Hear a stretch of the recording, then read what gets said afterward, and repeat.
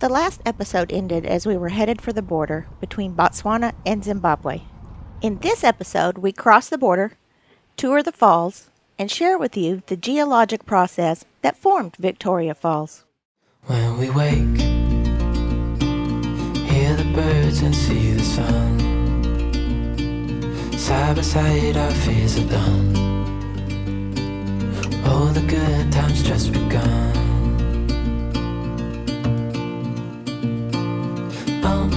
We know what we have, let's hold on tight.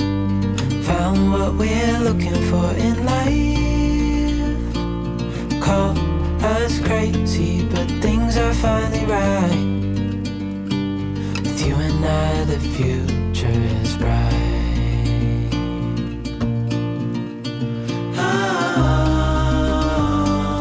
You and I, we got it. We don't need no more. Even in the hard times, you and I can weather any storm. Checking out of Botswana was easy peasy. Checking into Zimbabwe, not so much. It was chaos. Huge trucks parked every which way and a long line of people in the direct sun that wasn't moving very quickly at all. We first had to stop at the health check window. He took our names and looked at our vaccine card. Then we moved to the next line for immigration. I was still puny from what I think was dehydration and heat exhaustion the day before, and standing in the sun, I felt like I was going to faint. All I could think of is, don't faint, don't faint. That would ruin the rest of the trip. I went and sat in the shade while John stood in line. After an hour in line, we finally made it to the immigration window and walked through the gate to meet our driver who would take us to Victoria Falls. The van was cool and comfortable, and I fell asleep. The current Victoria Falls is at least the 7th manifestation of falls that were similar in size to the current falls. The formation of Victoria Falls started 180 million years ago with volcanic eruptions that deposited many layers of hard, black basalt, up to 300 meters thick. This was before there were any rivers in the area. As the continents broke apart about 110 million years ago, cracks developed in the basalt, mostly in an east-west direction. These cracks were gradually filled with softer sediment. More tectonic movement led to the formation of rivers in the area. The flow of water began to erode out the softer material. Once the water finds a weak spot, the erosion intensifies and begins to capture more and more of the river. You can see the gorges that were once spectacular falls, and now the river snakes through those gorges. Today, geologists believe that Devil's Falls is the current weak spot, so sometime in the future, Victoria Falls will have a whole new gorge to cascade over. We checked into Shongwe Lookout Hotel and rested so we could be ready for the next day. The first thing on the agenda is a tour of the Victoria Falls Bridge. The tour begins with a creative history lesson from the chief construction engineer. Welcome to the Victoria Falls Bridge. My name is George Imbo. I am the chief construction engineer for the Cleveland Bridge Company of Darlington in England. I am the engineer who supervised the construction of the Victoria Falls Bridge 117 years ago. Things have changed a bit since then. For one thing, the bungee crew now makes more money by throwing people off my bridge than they do from traffic going across it. Well, I guess this is what they call progress. When we first heard that Cecil John Rhodes planned to build a rail line from Cape to Cairo, we all thought he was running mad. Until Douglas Fox and Company were invited to tender and awarded a contract to design this bridge. That is when we realized Cecil Rhodes was serious. Our brief was a demanding one. Just the sighting of the bridge so close to the waterfall had many critics. We had to consider the fact that the bridge would be almost constantly wet due to its proximity to the falls. The bridge had to be designed in a way that it would shed off water so that it would not rust. We also had to consider the fact that a heavy total load had to be borne when trains closed, and so allowance needed to be made for this movement. We chose a single span steel parabolic arch type of a design is meeting all these requirements. You see, when you're on this bridge, while the carriages are crossing, you can feel the bridge shaking, and that flexibility is the key to its strength. One of the biggest advantages of the design chosen was that it would be self-supporting, eliminating the need for scaffolding. The drawback was that the bridge needed to be built on both sides of the gorge simultaneously, which meant that a huge amount of material needed to be moved across the gorge to enable the Zambian side to be constructed simultaneously. And of course, George Imbo, young and handsome, designed a cableway to transport this mass material. This consisted of a cable strung across the gorge, suspended, from which there was a skiff that carried 10-ton loads of material. And you see, it had just taken 30 experienced constructors and about 250 to 300 local laborers. And in just 25 weeks, we manufactured the low arch to within 1.25 inches of perfection. Excellent. This is the Victoria Falls on the Zambian side. We are in the low water season. When it's high water season, we have a curtain of water falling from the Zambian side going to the Zimbabwe side, falling at 1,000 cubic liters per second, such that you cannot see the waterfall. We also have got that footprint there. That bridge is called the Knife Edge Bridge, the Zambian side. In 1905, when they were constructing this bridge, they were using rivets, like the ones they used on the Titanic. And in 1905, this was the original level of the bridge. The rail line used to pass right on the middle. And where you stand, that's the original 1905 cut.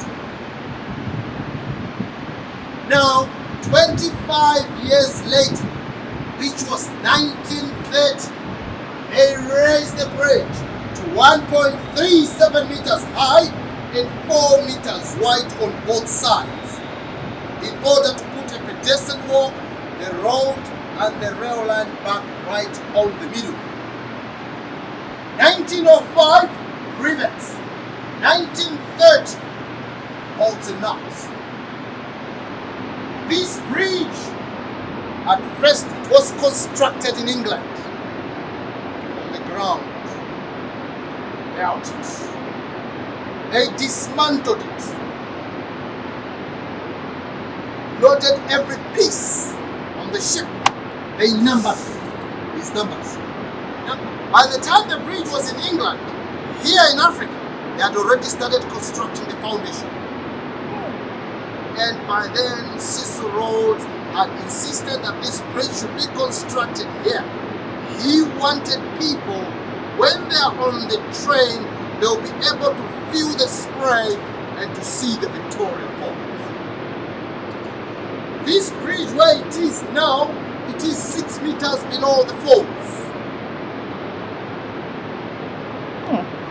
Alright, coming back to our bridge story. 31st March 1905, when they were about to join the low arch, it was discovered that it overlapped by 1.25 inches. Because of the heat, the metals expanded. and everyone who's working on the bridge was very, very disappointed. In the evenings, they knocked off. Now, in the night, because of the cool temperatures of the Victoria Falls, the metals shrank back. The next morning, 1st April 1905, when they came back to do their work, it was discovered that it came back to its right position. And that position is right here. The length of this bridge from Zambia to Zimbabwe, it's 198 meters. 198 meters. Above the Zambezi, it's 128 meters. In 1905, the Victoria Falls Bridge was the highest in the world.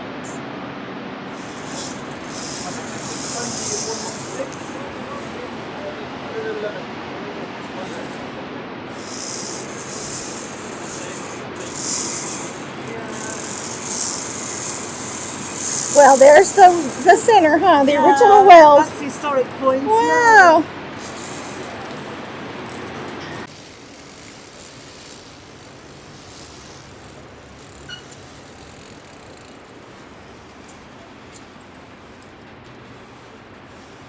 Oh, look, that might be a painter.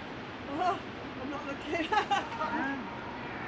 Oh, that was a bungee jumper. Oh, And that must be the guy who rescues him. yeah.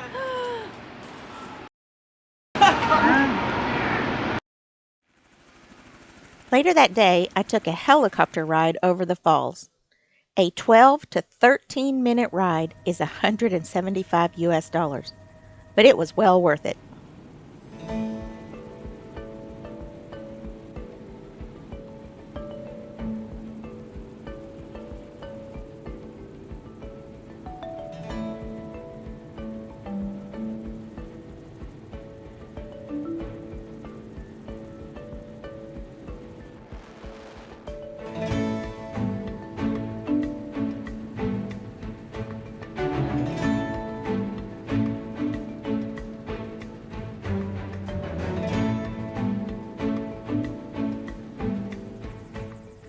As you can see, as soon as one leaves, another one returns to take its place.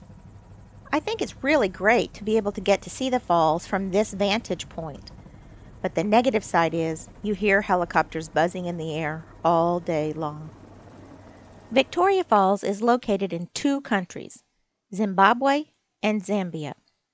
Each country has their own park to visit. We started the morning by checking out of Zimbabwe, walking across the Victoria Falls Bridge, taking a moment to watch the launching of the raft, and checking into Zambia. The park on the Zambian side is called Mosi-oa-Tunya, which means the smoke that thunders. This is what the local tribes call the falls because from far away it looks like smoke, and they can hear the roar of the falls.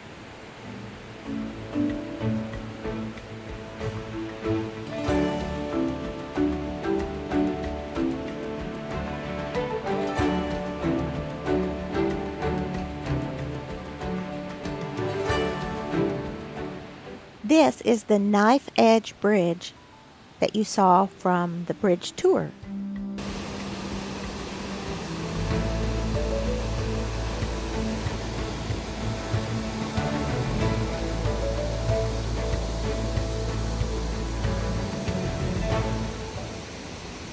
Visiting each park at just the right time to see the brightest rainbows takes some strategical planning. There are a lot of websites that can guide you on the time of day to get the best photos. After reading many different sources, I decided to visit the Zambia side first thing in the morning and the Zimbabwe side later in the afternoon. Here we are, just about to exit Zambia. So these trucks have come from a mine in Zambia, and they're carrying enormous copper plates. I don't know where they're headed, but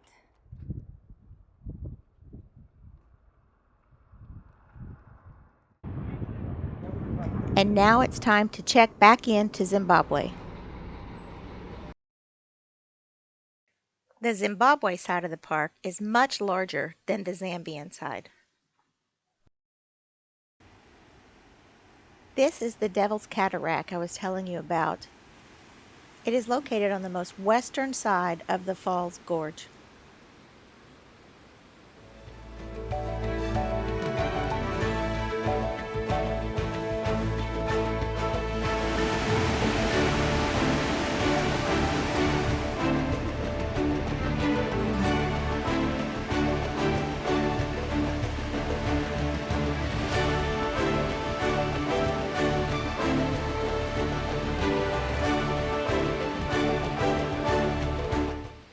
This is the dry season, and my camera is already getting really wet.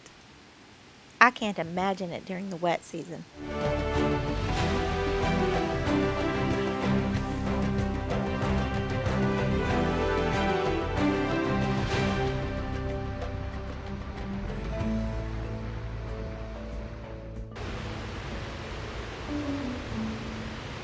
This is Danger Point. It is the eastern tip of the park on the Zimbabwe side, where the Zambezi River takes a turn and heads down through the other gorges. For our last night, we made a reservation for the Lookout Cafe, and we enjoyed the view. Thank you for joining us at the spectacular Victoria Falls. Now we head back to Hout Bay for more boat work.